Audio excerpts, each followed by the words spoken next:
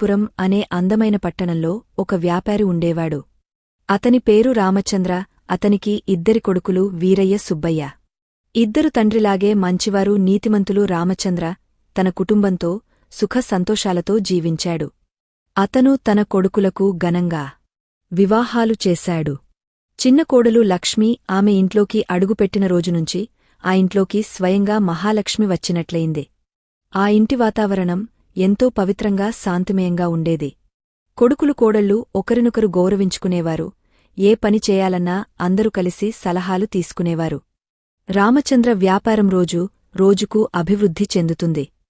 ఒకరోజు రామచంద్ర తన కొడుకులను కోడళ్లను పిలిచి, కుమారులారా, నా వయస్సుమీద పడింది.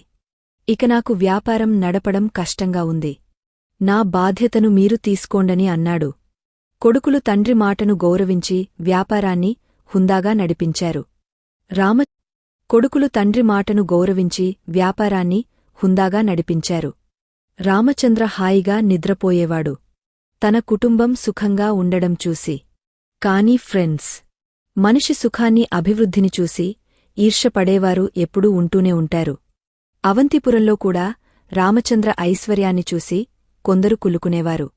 ఈ రామచంద్ర వ్యాపారం రోజుకు పెరుగుతుంది. ఇంట్లో ఏ గొడవలేదు అని అనుకునేవారు. ఈర్ష్యవారి మనసులో విష బీజాలను నాటింది. శివుడు గోమాతతో ఇలా అన్నాడు: చెరువులో పెద్ద చేప చిన్న చేపలను చూసి భయపడి వాటిని మింగేయాలని చూస్తుంది. అలాగే మనిషి కూడా ఇతరుల పురోగతిని చూసి వాటిని నాశనం చేయాలని ప్రయత్నిస్తాడు. మనిషి తన దుష్టత్వానికి అంతగా బాధపడడు కాని ఇతరుల సుఖాన్ని చూసి చాలా బాధపడతాడు. ఈర్ష్యతో పట్టణంలోని కొందరు వ్యక్తులు రామచంద్ర కుటుంబంపై కుట్రలు పన్నారు. వారు రామచంద్రకుల గురువైన ధర్మశాస్త్రి వద్దకు వెళ్లి, గురువుగారు, మీరు ఇక్కడ కష్టజీవనం గడుపుతున్నారు. కాని మీ యజమాని రామచంద్ర ఐశ్వర్యంతో జీవిస్తున్నాడు. అతని కుటుంబం పంచభక్ష పరమాన్నం తింటున్నారు. అతను తన కుటుంబంతో సుఖంగా ఉన్నాడు. మిమ్మల్ని ఎప్పుడైనా తన ఇంటికి గౌరవంగా స్త్రీ ఆమె ఉన్నంతవరకు నీవు రామచంద్ర ఇంటిని ఏమి చేయలేవు. కాబట్టి ఆమెను ఆ ఇంటినుంచి తొలగించమని చెప్పాడు.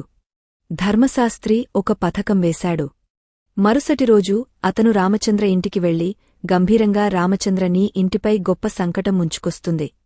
నీ చిన్న కోడలు సుబ్బయ్య, లక్ష్మి ఇద్దరూ ఒక సమీప పట్టణంలో చిన్న గుడిసెలో జీవనం సాగించారు.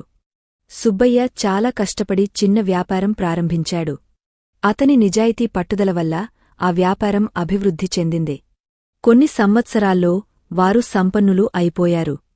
కాని రామచంద్ర ఇంట్లో మాత్రం